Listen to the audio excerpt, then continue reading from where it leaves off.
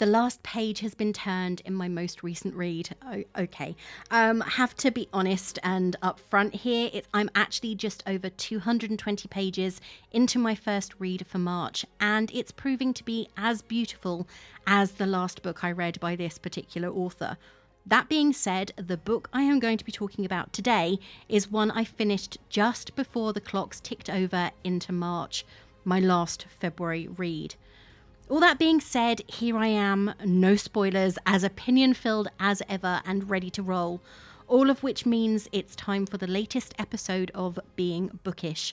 Join me today as I take a second and very long-awaited trip to Middren to travel with Kissen, Elogast, Inara and Skedi as they travel to complete a deadly mission that will change the lives of everyone. It's time for me to talk about the second book in the Fallen Gods series by Hannah Kaner, Sunbringer. I'm your host, Ray, self-confessed bookworm, introvert, hermit, and long-term depression sufferer. Join me on my journey through my ever-growing to-be-read pile and enjoy the latest of my 100% spoiler-free book reviews.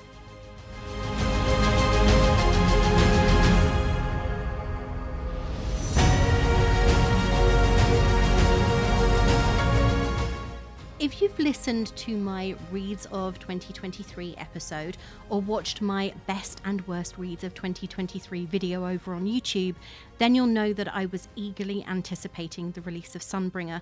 I absolutely loved Godkiller, and the way the book ended just made that excitement a little bit bolder. So it should come as no surprise I didn't wait too long after it was delivered to pick it up and read through it. War is coming. Godkiller. Gods are forbidden in the kingdom of Middren. Now they are stirring, whispering of war. Godkiller Kissen sacrificed herself to vanquish the fire god Hazeth and save her friends. But gods cannot be destroyed so easily, and neither can godkillers. Reeling from the loss of Kissen, young noble Inara and her little god of white lies, Skedi, seek answers to the true nature of their bond. The secrets they uncover could determine the outcome of the war. Meanwhile, Elogast, no longer a loyal knight of King Aaron, has been charged with destroying the man he once called friend. The king has vowed to eradicate all gods, but has now entered into an unholy pact with the most dangerous of them all. The kingdom is on the brink of destruction. What will they each sacrifice to save it? The story begins as the last one ended, with a confrontation between Kissen, Elogast, Inara and Hazeth, the god of fire.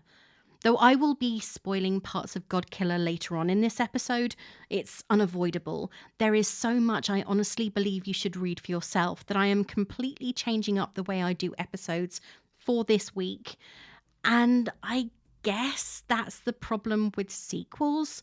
When there are no continuity errors and no time gap between the events in one book and the next, a lesson I personally wish that Rebecca Ross would have taken with her Letters of Enchantment series. But if you want to find out what I thought of Divine Rivals and Ruthless Vows, you can check out the links below. Anyway, back to the issue.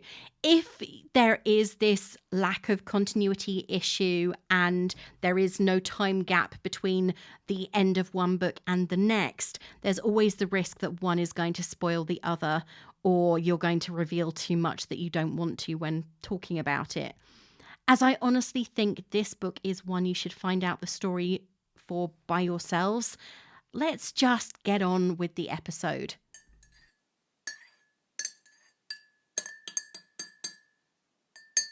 Welcome to the start of March, though, as a friend sent me a photograph of her garden covered in inches of snow this morning, and we've had nothing but rain and strong wind, I am starting to doubt that spring is actually on its way.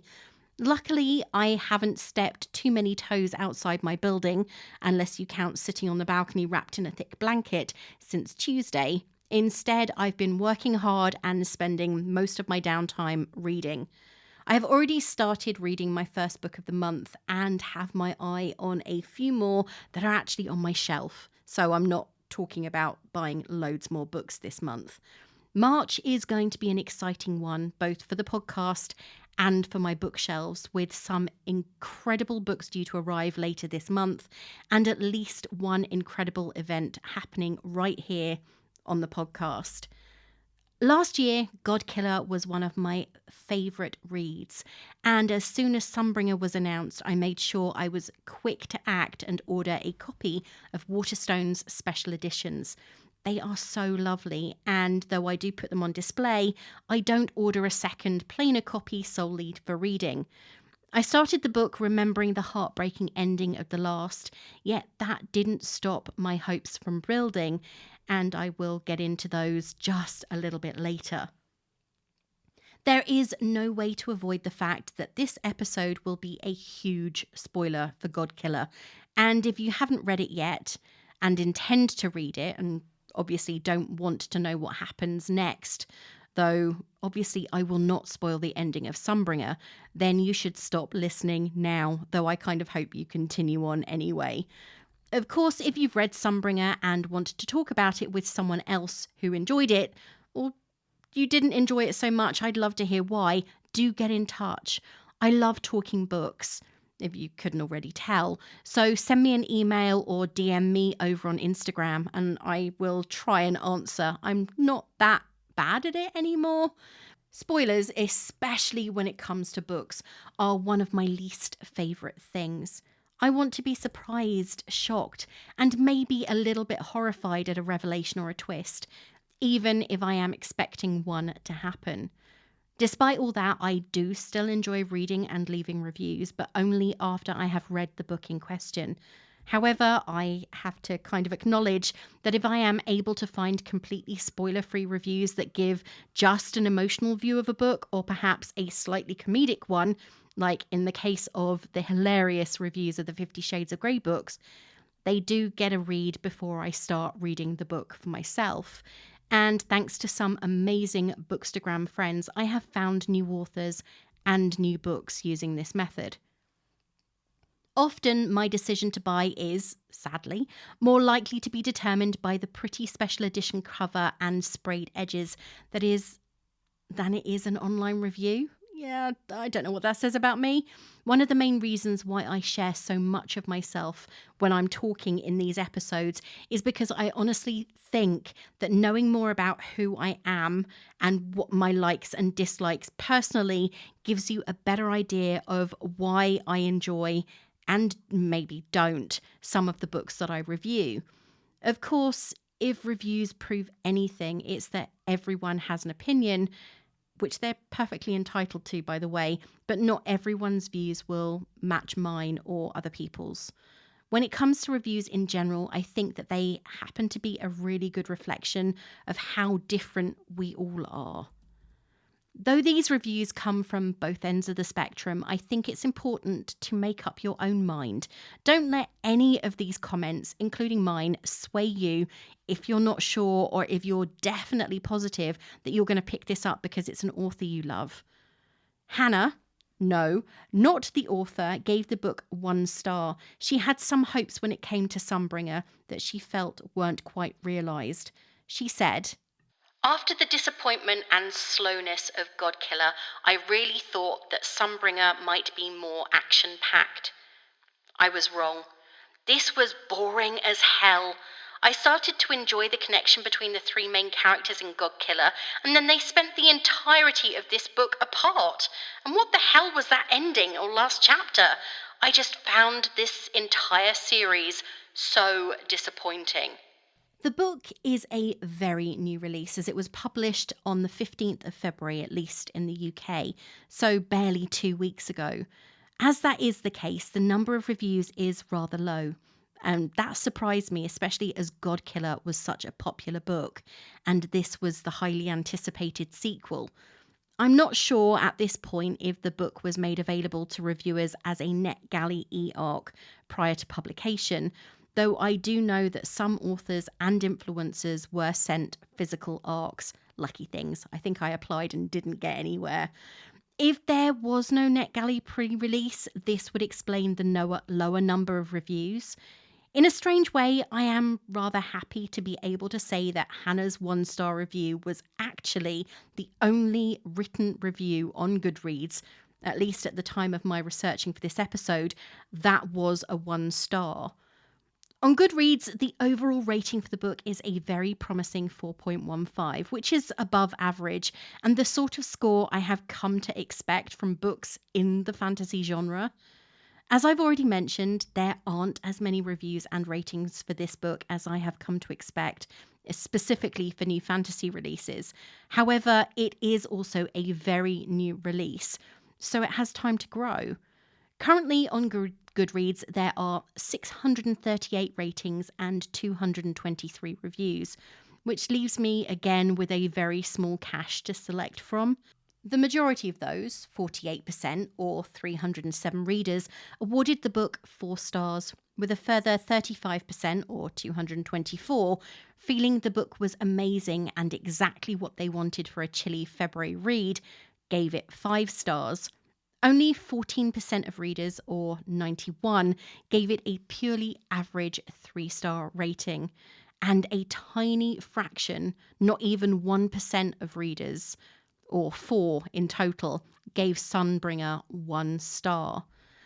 Olivia went into the book with expectations after reading and loving Godkiller, and it appears that she wasn't disappointed. Awarding it 4.5 stars, she said, "Sunbringer was my first book of 2024, and I could not have gotten off to a better start. Godkiller was in my top 5 last year, and I can see the sequel following in its footsteps for this year.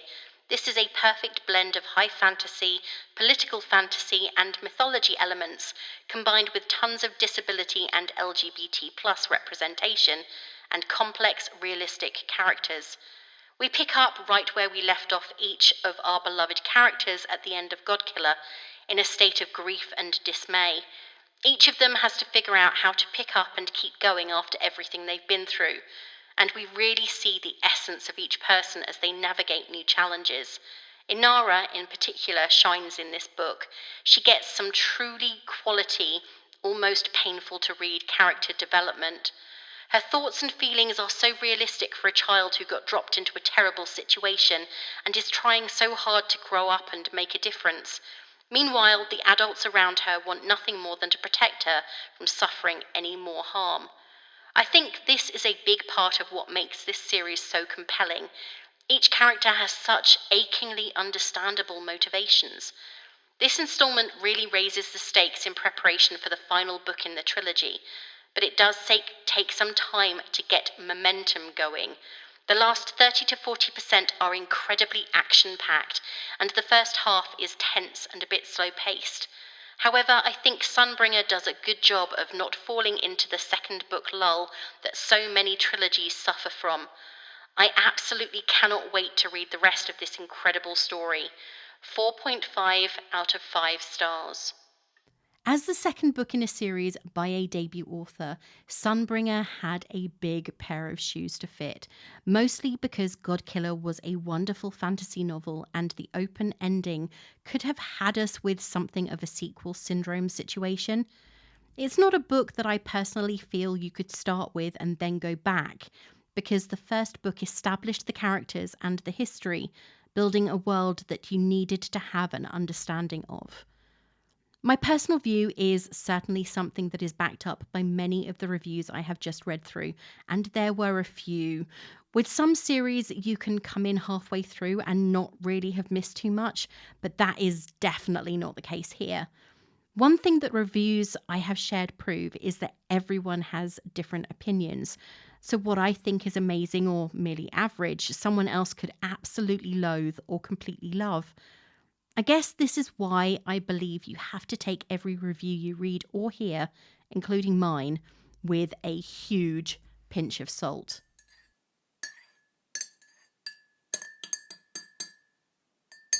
Anyway, now I've told you about other people's views, let's get down to it. Here are my thoughts on Sunbringer by Hannah Kaner, completely spoiler-free and 100% honest. Did I like the book? Just like when I was talking about my all-time favourite book, The Changeover, I think that you can tell I enjoyed Sunbringer. There are a few books on my pre-order list that I have been eagerly anticipating for a while, and at the beginning of the year, Sunbringer was definitely on that list. Admittedly, I did wait a couple of weeks to read it as I started going through other shorter and less involved novels with easier plots. Though, that said, the Book of Doors was certainly neither easier, shorter, or less involved. The moment I picked the book up, I was immediately transported back to Middren, and the first thing I thought as I was reminded of the traumatic events at the end of Godkiller was, please let Kissen's death be a mistake.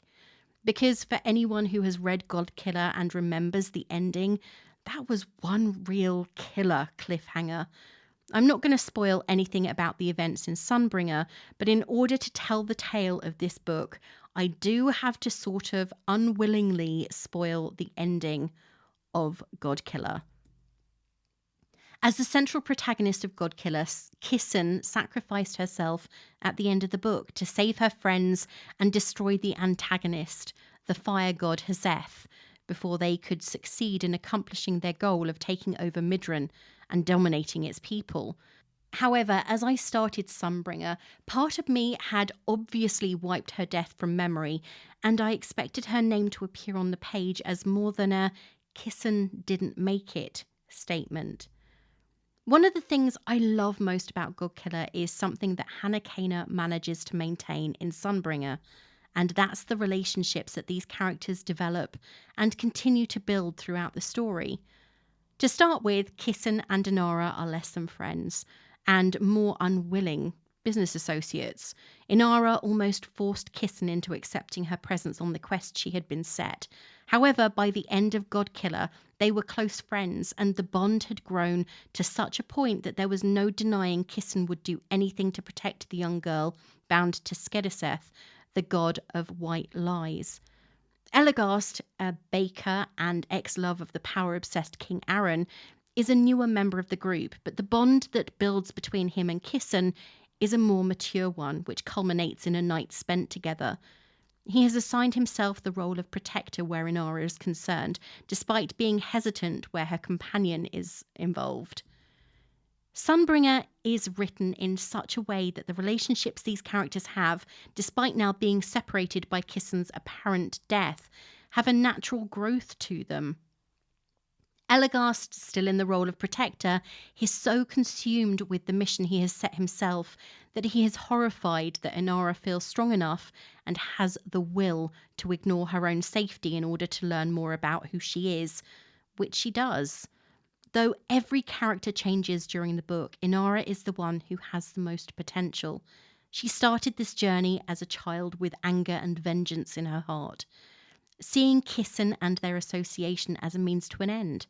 But during Sunbringer, she truly comes into her own, discovering a power she has never been aware of before and taking control of her own life. When she learns a secret her own mother was keeping from her, she truly comes into her own, and I love it. All power to Inara and her loyal, loving god companion. Hannah Kaner somehow managed to create a found family that bonded despite the many differences. The thing which melded these people together was a shared goal, saving their world from being overtaken by a misguided and obsessive king. Of course, Sunbringer isn't only about the people. There are also mentions of obsession and fanaticism, specifically where Aaron is concerned. In the first book, I came away with the feeling that he was a misguided and lost soul who needed to find himself. However, by the end of Sunbringer, that feeling has completely gone, and I'm actually a little scared of him and his behaviour, though much of it is driven by his need to survive and be remembered. In many ways, Aaron is a sad character. While he has loyal soldiers and servants, they aren't with him because they like or admire him. He lost his one love when Elogast left him.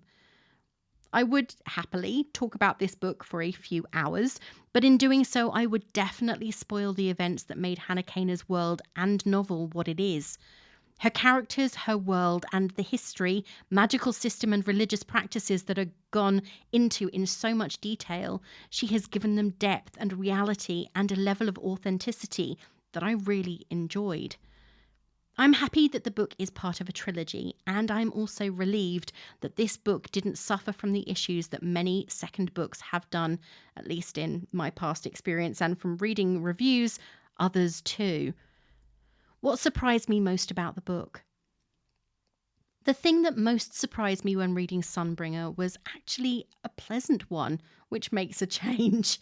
And that was that the story managed to maintain my interest.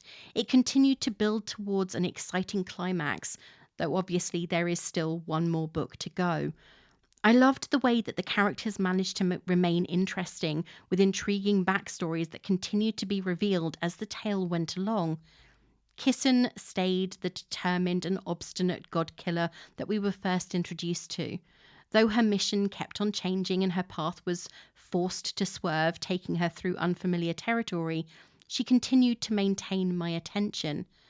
Inara was probably the most changed in Sunbringer, and as much as I loved her in the first book, she was precocious as anything.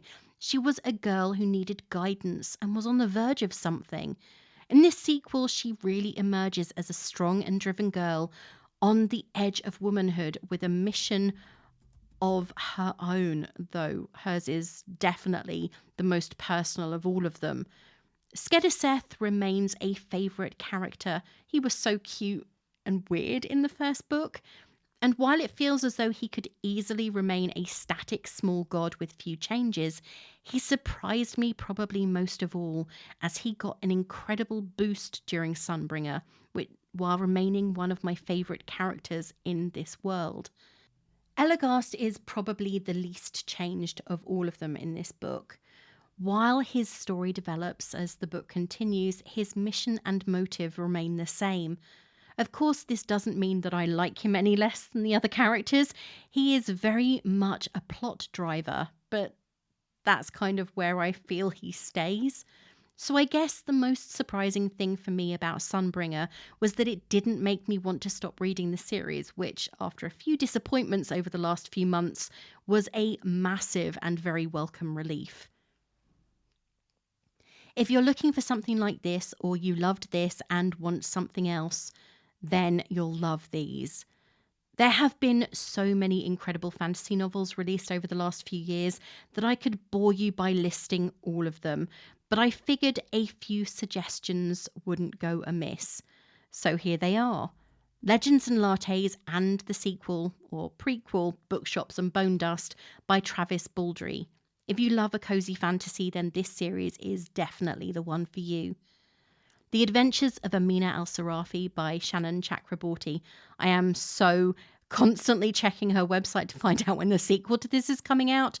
This is an incredible adventure following the ex-pirate Amina Al-Sarafi as she voyages across the 12th century eastern seas on a mission to save her daughter from potential villains and rescue a young girl from her misguided and poor decisions. Emily Wilde's Encyclopedia of Fairies by Heather Fawcett is my second cozy fantasy recommendation on the list.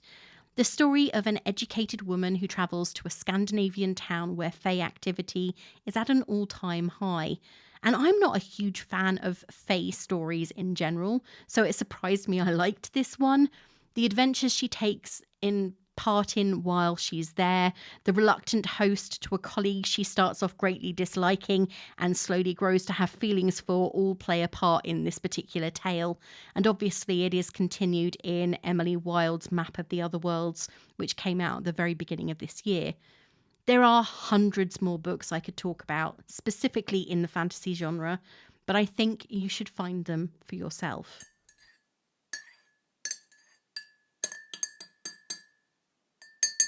In February, I managed to read a total of 11 books, including this one. Some were a little chunkier than others, and some were definitely much better and more enjoyable. I am honestly very pleased with the amount I managed to finish, especially given the way my month began. I still have plans to read Empire of the Vampire over March, so I can settle down with the sequel, Empire of the Damned, at a later point in the year. I have recorded a full summary of the books I finished over February's 29 days and what I thought about them for my YouTube channel, and that will be up as soon as I have edited it. I hit a tiny recording snag which makes me look like an absolute and utter noob, so I really need to sort that bit out. Seriously, my buttons wouldn't work to stop the recording, so there is some very weird stuff that I've got to edit from the ending. This week, I didn't actually order any books, though I made moves to do so and managed to stop myself. But I did receive a few lovely deliveries via Royal Mail, including the latest book by F.T. Lukens, Song of the Huntress by Lucy Holland, which I had been hoping to receive for quite a while, and of course Empire of the Damned by J. Christoph. So I have a nice little haul to enjoy. I am feeling incredibly hopeful where March and my reading is concerned, and keeping my fingers crossed that those plans aren't derailed yet again by anything unexpected. But you can't predict the unexpected, right? It's the unexpected for a reason. I just hope that I don't have any more of it. There are so many stunning looking stories due for release in the coming month, and I cannot wait to see what the postman and delivery drivers bring me, especially my Fairy Loot and Locked Library copies. I do love surprises. As I am continuing to grow my collection, I can't wait until my shelves are again piled high with potential new adventures. I would love your recommendations to help me fill the shelves. So if you've come across any books you think I'd enjoy, please email me at beingbookishpod@gmail.com or DM me on Instagram, where I also post pictures of my current and planned reads. Don't forget, if you want to hear about new releases and other books I've read and keep up with my reviews, you can sign up for my newsletter on my website, beingbookish.co.uk. The first one in a while was sent out on the 1st of March. I'm starting as I mean to go on this year, and the next due in April. Well, that's it for this week, and thank you again for listening.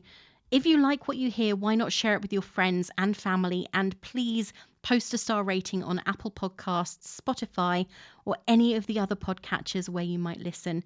It truly does help the algorithm. You can also follow me on Instagram as Being Bookish Pod, on TikTok as Being Bookish Reviews, and on X as Being_Bookish. And you can find newer episodes and some book-themed shorts on YouTube, where I am at Being Bookish Pod, and my channel is Ray is Bookish. Or, of course, you can check out my website for the podcast back catalogue and full written spoiler-free book reviews at beingbookish.co.uk. Well, I have a few things left to do before I begin another week at work. Why does the weekend last such a short period of time? Seriously, I don't have time for anything. And I really want to read a few more chapters in my current book because I love the world I am joining in it. So until next time, this is me saying farewell.